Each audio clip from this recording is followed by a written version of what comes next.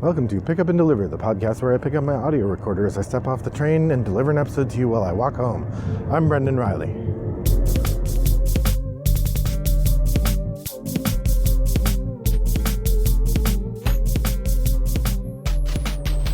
Well, good morning, listeners. It's a lovely day here in suburban Chicago. I'd put the temperature in the high 30s, and the sun is just setting. I'm walking home from the train, and it's a lovely day. So, given that I still have a few episodes left in the season, I'm not quite ready to start anything sort of orderly or organized. I thought I would just give you another of your favorite types of episodes, my Board Game Espresso Triple Shot. If you've picked up a new podcast for the new year and you're wondering what the heck is a Board Game Espresso Triple Shot, that sounds weird. The idea is it's a quick espresso. I know espresso doesn't have anything to do with express, but whatever. It's a quick take on 3 games that I tried recently for the first time. These aren't reviews. I haven't played the games. Usually I've only played them once or twice, so I don't have a thorough sense of the game. I have a 1 or 2 play understanding of it, and it's a first impressions review. I also usually mix in one Out of the Dust game, which is the game I have played before but haven't played for over a year, and I got it out again and I'm reflecting on it. With a new year comes a new approach to the Board Game Espresso. One thing I'm going to try to do, we'll see how long I can remember to do this. I wouldn't be surprised if I forget, but I'd like to sort of grab one thing I really love about the game from each review. So maybe I'll start with that and then I'll go back and talk about the game a little bit more. No, I'll probably talk about the game first. Well, we'll see how it goes. So the first game I'm going to talk about today is Amun-Re 20th Anniversary Edition. This is from Rainer Knizia as the designer. The art for this edition is from Vincent Dutray, and it's published in 2023, the original game being in 2003. It's really funny, I actually went and looked up when the original one was published, even though I had the title down as Amun-Re 20th Anniversary Edition. Just didn't click in my head. So Amun-Re is one of several games Rainer Knizia has made about Egypt, and it is an economic game with a relatively tight and interesting set of things to dicker over. It is sort of an auction game in that you are bidding on different properties and you get them based on when and where you bid and how much you bid for. And it's an area control game as well. So as the game goes on and you buy these properties, you then get points for different kinds of, for the rewards that they give you and the places that you put those rewards. As far as Rainer Knizia sort of auction or auction adjacent games go, it is about what you would expect. It has interesting and varied scoring mechanisms. It has decent theming that holds up. It makes for interesting play. I think the thing I liked best about it is the way that those distinct scoring conditions I mentioned interconnect with one another. That there is a really compelling set of concerns that shape how you are trying to decide which properties you want to go for, and a lot of them depend on what kind of scoring condition you're leaning into. That, like a lot of games with varied scoring, you can't do everything, and if you try, you end up with a garbage score. This game does, I would think, benefit repeated plays or experienced plays because you have a better sense of which things really score well and how to do that. But that's true of most good games, I think. You do better if you've played before. So that's the thing I liked about it quite a bit. I did enjoy the game. I thought that the tension was compelling. The game length was pretty good. There was enough going on of different potential possibilities that you could find different things to do. There are these advantage cards that you could get depending which spaces you won, and those cards would then let you monkey around with different aspects of the scoring conditions. For example, one of the big things is if you bid on a place, let's say you bid $1 on a place, and someone else then bids $2 on a place, then you have to take your bidding marker off of that place and put it somewhere else higher up. And you're generally not allowed to go back to the space that you just got booted out of. So that part of it is pretty compelling. On the other, one of the cards that you can get, however, lets you just come right back to the place you were at. So there's this interesting bluffing mechanism where your first bid, sometimes you want to put it on a property you don't want because you're pretty sure the property you do want is going to be contested, and you want to be able to move to the property you want rather than starting at the property you want so that you don't overbid. On the other hand, sometimes you could just bid up and it turns out no one else wanted it anyway and you could have gotten it for one. Pretty compelling, interesting game, well worth a try. That said, probably not a game I'm going to go out of my way to request a bunch, and certainly not a game that I played it and it went onto my purchase list or anything. So, Amun-Re, interesting game. Rainer Knizia, fantastic designer, well worth a look if you get a chance. Beautiful art from Vincent Dutray. I think Elf Creek Games published it, but I'm not 100% on that. You can go look on Board Game Geek or on the show notes for this episode, where I will link to the Board Game Geek page about that game. Next up is Puerto Rico 1897. Puerto Rico is a game that's been around a long time, although this edition was published in 2022 from Aliyah. The designer is Andreas Seyforth, and the artists are John Morrow and Gabriel Ramos. It was also partly developed by Jason Ramirez of Shelf Stories on YouTube. Puerto Rico 1897 is a re-theme of the original Puerto Rico game by Andreas Seyforth that has been around a long time. The new edition of Puerto Rico also includes several of the expansions, so that you have a variety of different buildings you can get that weren't in the original game, and a couple of modules as well. I think there are 2 sets of extra buildings and then 2 modules that you could put into play. Now, I myself had never played Puerto Rico. If you're unfamiliar with the game entirely, Puerto Rico is a very well-known and sort of famous game about, it's an economic efficiency game in which you're trying to make money, activating different powers in a good timing. But the clever trick that the game pulls is that each round you're going to pick a role and you're going to execute that role. And everyone else who picks a role, or everyone else is also going to execute that role, only they're going to do it in a slightly less good way than you are. You get an extra spiff or an extra bonus or a slightly more powerful version of the action when you're the one who picked it.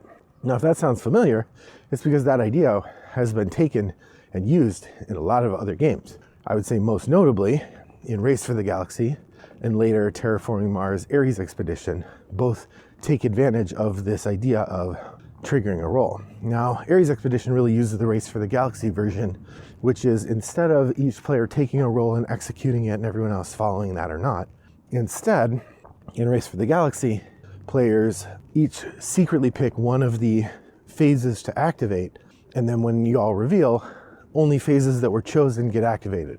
And anyone who picked a particular phase gets the powerful version of it, and if you didn't pick it, you still get to do that phase, just the less powerful version. So you can see the genetic similarity there.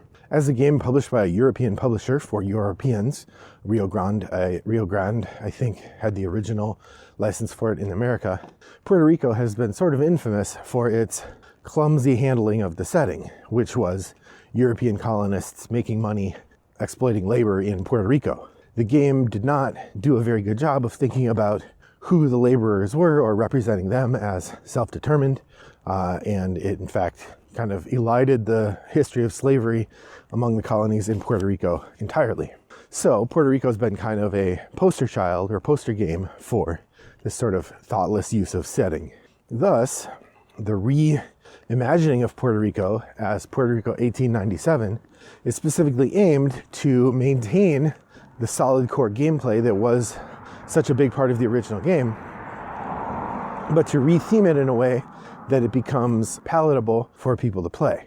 So the retheme is focused on 1897 because that's one of the years that Puerto Rico was not colonized by a foreign power. In fact, the people in Puerto Rico had their own destiny in their hands at that point. And so you play the owner of a farm and you're trying to develop your farm in the same way that you would have in the previous version. It's just that the theming is set around a time when that's a matter of doing for yourself rather than doing for someone else. The art has been redone by, as I understand it, Puerto Rican artists, and all in all, it's a really good retheme. There were some production issues that caused a little bit of trouble, but overall, the game is great and I think it's really fun. Now, I taught it to my board game class this fall, but I didn't actually get to play it until December when I got to try it. I will say, I can see why people think it's really good. It is really good. The mechanisms are pretty interesting. The interactions are complex. There's emergent complexity there that is very compelling, that you can't always see what you're going to get from what you're doing, but building up an engine and generating points and building buildings works really well. So it's a game I definitely will keep on my shelves, and I'm looking forward to playing again in the future. And I'm pleased to have gotten to play it when I did. That's Puerto Rico, 1897. Favorite thing about it? It's got to be the art on the player boards. I love the different farmers you can pick from. They all have a lot of character. It reminds you of the purpose of the game. That works for me. All right, I'm gonna take a moment now to talk about a game I dusted off recently, and that was the Isle of Cats.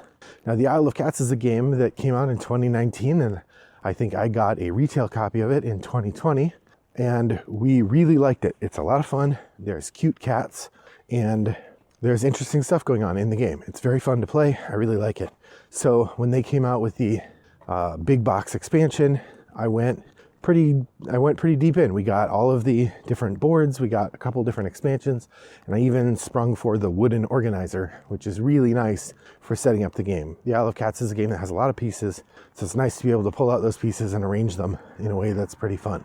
But we hadn't played it in a while, and so we were really happy to get the game out. We tried it with a couple expansions. We tried the Beasts expansion and then the Kittens expansion, and we tried alternate boats each time. We played 2 games of it right in a row. And the thing I have always liked about the Isle of Cats is the challenge of trying to get as many cats as you can onto your board. Just the challenge of filling the board. Because the game has relatively punishing penalties for failing to fill parts of the board. And so when you are able to play some clever cards and grab the right combination of cats to fill up big pieces of it, that's super fun. And I really like that. The art in the game is adorable. The game was designed by Frank West, and the art is done by Frank West, but the lead artist is credited as Draglico, so that must be an art studio. But the art's very cute. It's kind of got a cartoony flair, and the cats are all adorable. The tiles are all cats laying in funny shapes, which is something cats like to do. So if you haven't played the Isle of Cats yet, you really should. I will say my one complaint is that the game has a "the" at the beginning.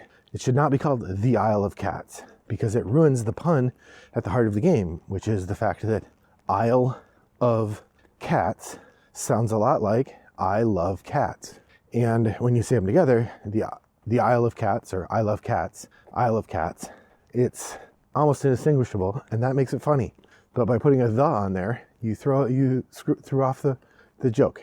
Boo for that. Yay for everything else. The Isle of Cats. I like it. All right, the last game I'm going to talk about, I'm calling it a new game because I don't remember for sure that I played this game when I was younger, but I'm pretty sure I saw it played.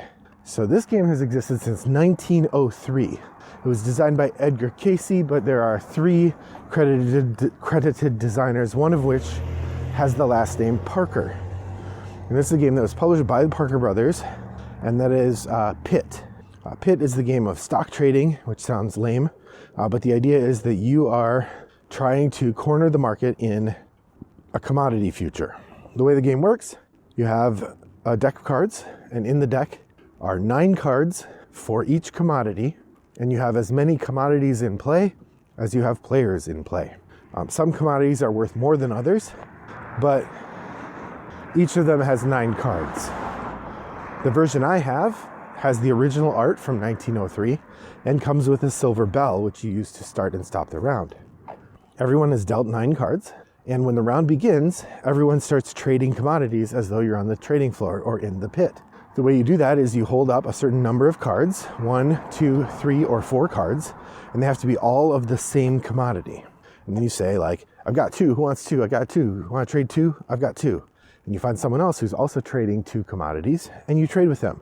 Thing is, you don't know what they're trading you.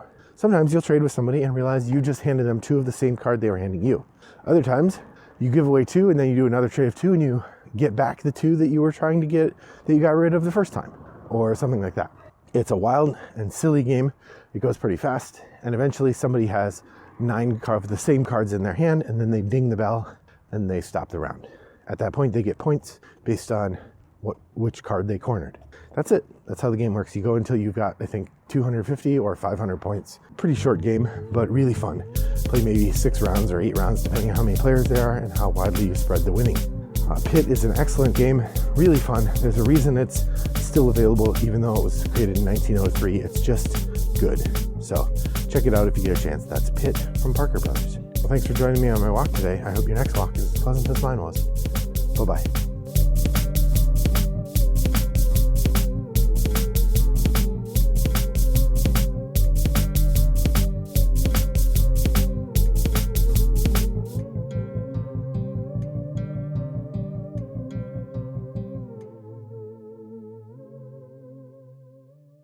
Brought to you by Rattlebox Games.